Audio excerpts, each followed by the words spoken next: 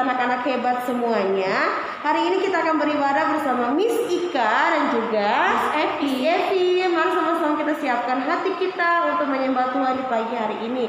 Sama-sama kita angkat pujian berkata, selamat pagi Bapak.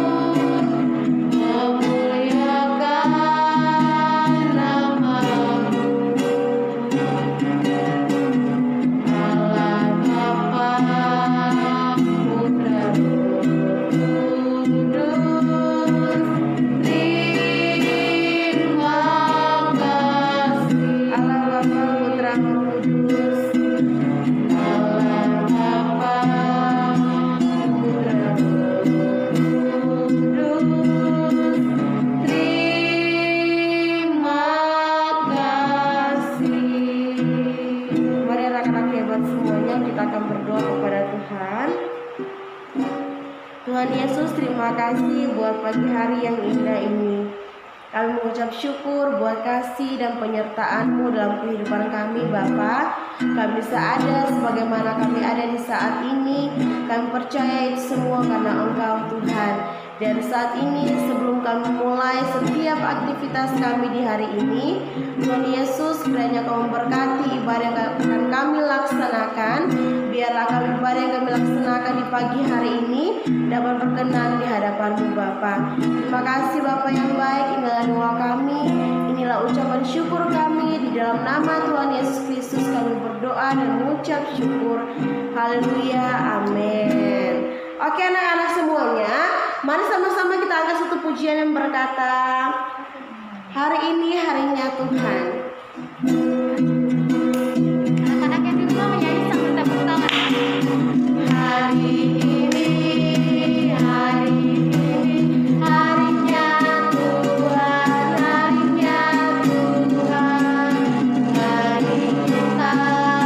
Mari kita bersukaria. Hari ini harinya Tuhan.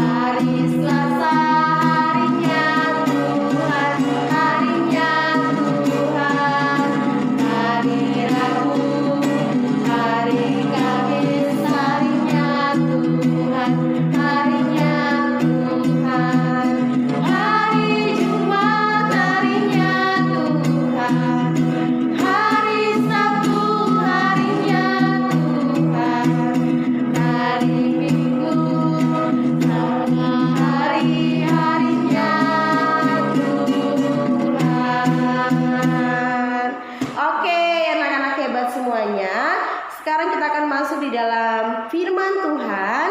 Tapi sebelum itu mari sama-sama kita akan pujian berkata, ku ingin dengar cerita.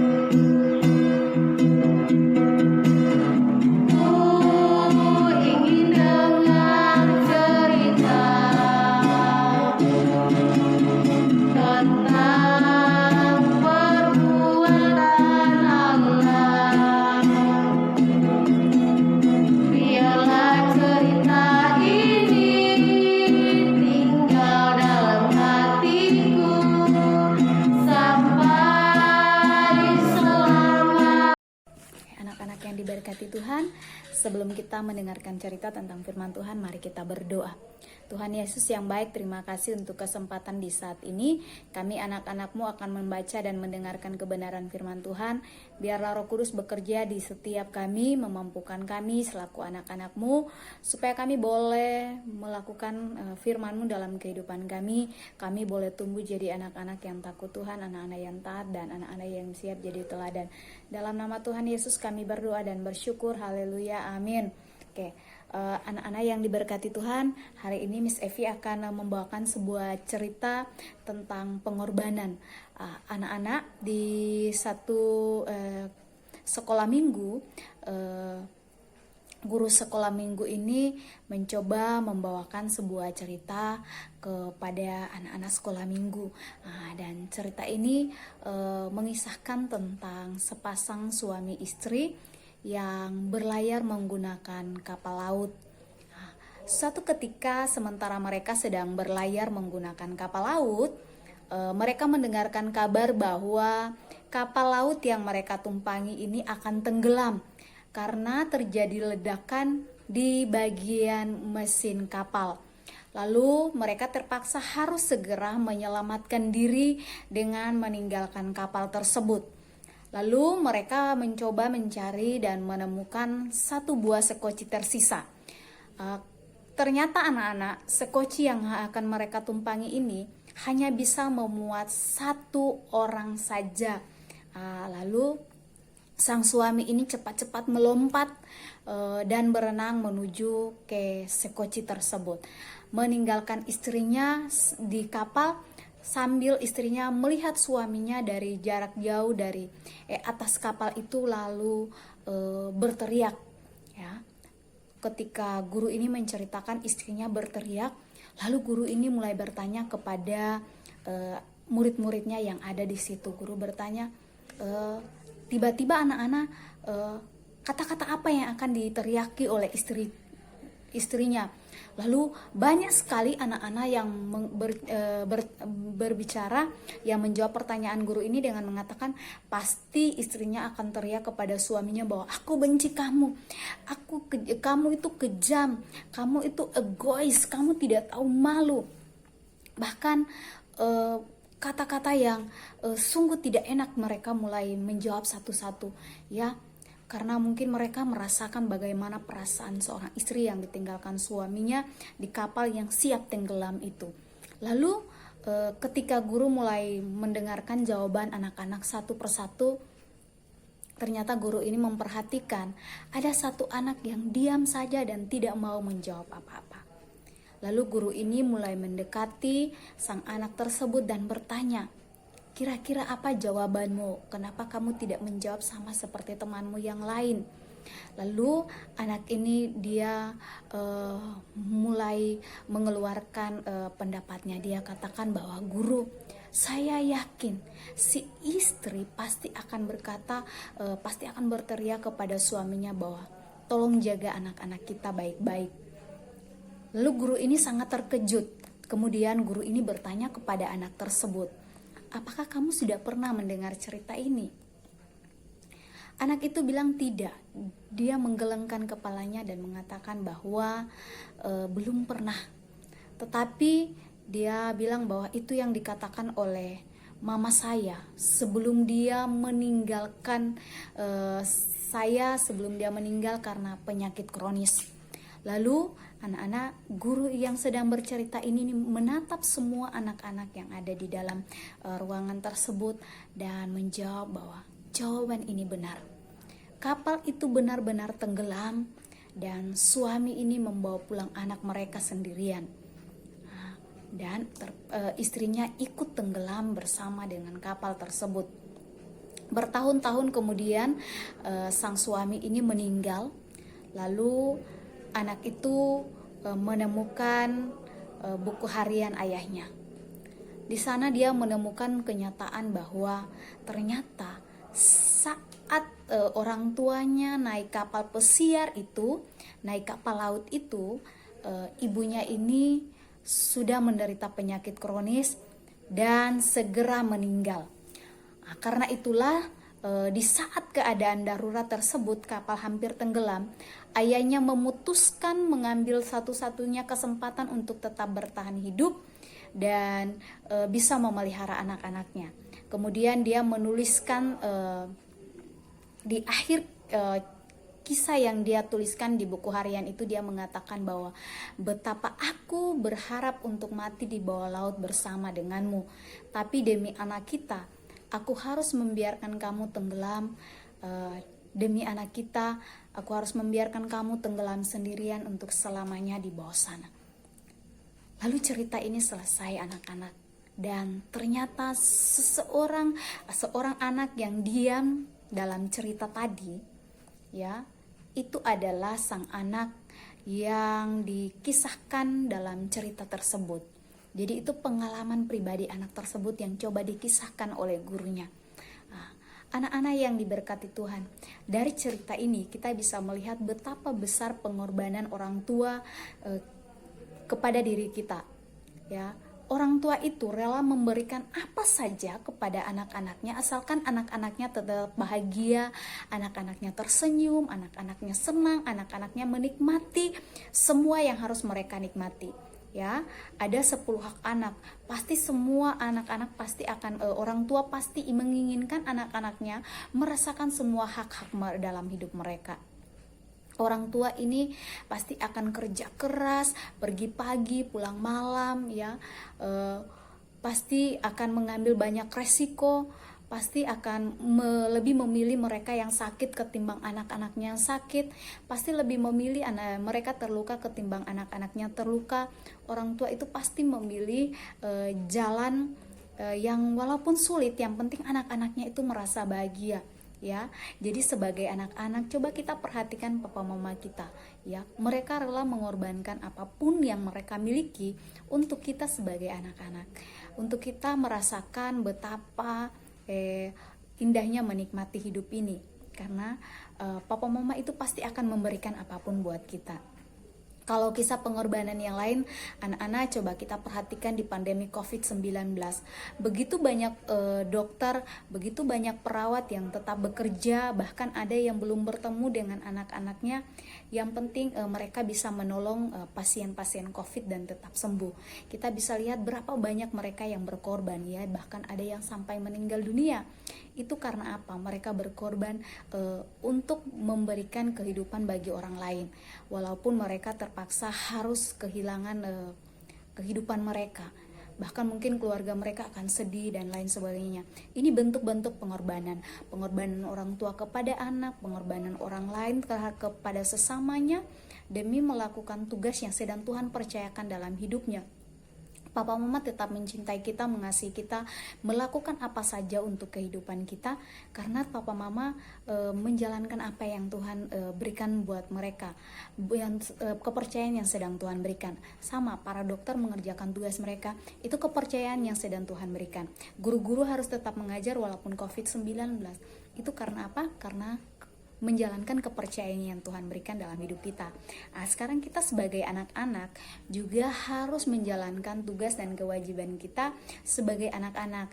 Kita belum bisa melakukan yang besar, tetapi kita bisa berdoa untuk para dokter, berdoa untuk papa mama, berdoa untuk pasien-pasien COVID-19, berdoa untuk mereka yang kesusahan dan membutuhkan pertolongan.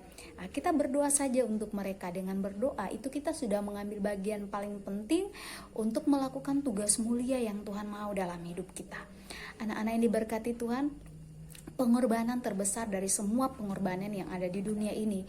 Dan mengapa kita manusia dituntut untuk rela berkorban demi orang lain, bahkan memberikan apa saja yang kita miliki kepada orang lain, itu karena Tuhan Yesus lebih dulu mengajarkannya kepada kita. Itu karena Tuhan Yesus lebih dulu melakukannya kepada kita. Kita sudah mengalami kemenangan, kita sudah bebas dari segala hal yang tidak hal-hal yang buruk, karena Tuhan Yesus telah mengorbankan dirinya di kayu salib, mati menebus semua dosa-dosa kita, sehingga kita boleh menikmati kasih Allah yang begitu besar dalam kehidupan kita.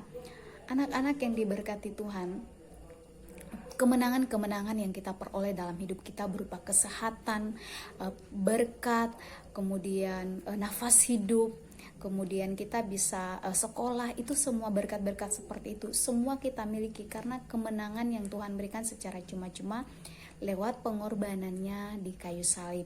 Ia rela mati bagi kita semua, dan bagi Miss dan Teacher, papa mama, om tante, oma, opa, adik, kakak, bahkan kalian sendiri, ya, karena kita merupakan orang-orang yang sangat dicintai dan dikasihi oleh Tuhan. Tuhan telah menebus hidup kita, telah membayar dosa kita di kayu salib. Oleh karena itu, sebagai anak-anak Tuhan, sebagai anak-anak yang telah diberikan kesempatan menikmati berkat-berkat Tuhan dalam hidup kita, mari kita tetap bersyukur, mari kita tetap menikmati hidup ini dengan penuh sukacita. Mari kita tetap melakukan apa yang Tuhan mau dalam hidup kita. Miss Evi akan menutup cerita Miss Evi di saat ini dengan membacakan Yohanes pasal 3 ayat 16. Ya, yang sudah hafal boleh silakan.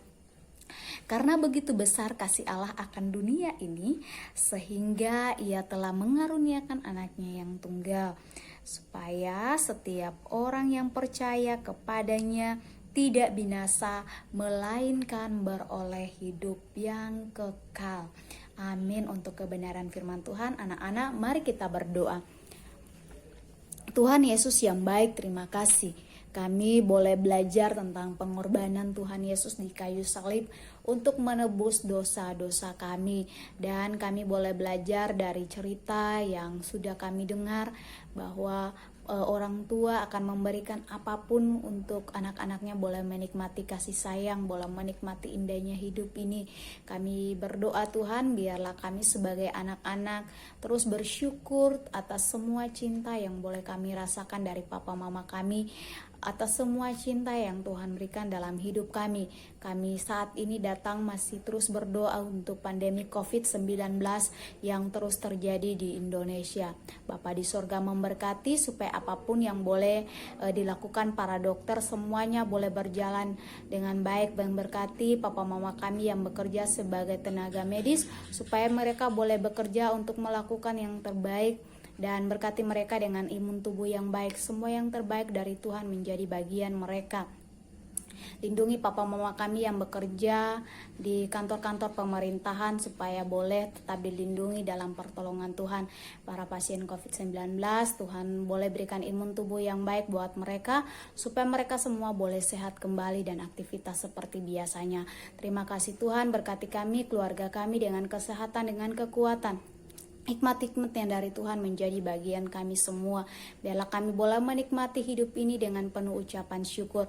Hidup kami serahkan ke dalam tangan-Mu yang penuh kasih. Allah di sorga memberkati setiap kami. tenaga medis di seluruh Indonesia Tuhan berkati, papa mama kami dengan pekerjaannya Tuhan berkati, keluarga kami Tuhan berkati, semua kami tetap ada dalam perlindungan. Kami percaya bahwa Allah yang punya kuasa yang besar akan menjaga kami, akan menolong kami, dan akan memberikan kehidupan yang terbaik bagi kami. Dalam nama Tuhan Yesus kami berdoa, haleluya, amin. Pelan dan kita mau menyanyi dengan kesungguhan hati. Bisa mau kita semua menyanyi dengan kesungguhan hati, mengamini pujian ini bahwa Allah akan memberkati kita semua, memberkati anak-anak dengan berkat kecerdasan, berkat kreativitas, berkat kesehatan, sehingga anak-anak boleh jadi teladan di rumah buat papa mama, buat adik, buat kakak, oma, opa, om, tante, tetangga, teman-teman di gereja, dan dimanapun anak-anak semua berada. Oke, kita angkat, kiranya Engkau memberkati aku.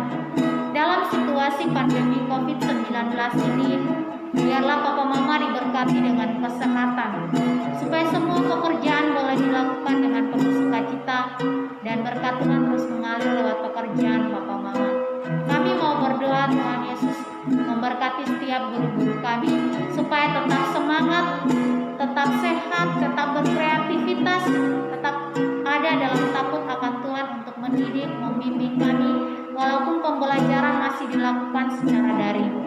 Bapak yang baik, terima kasih, berkati bangsa Indonesia yang terus masih bergumul dengan COVID-19.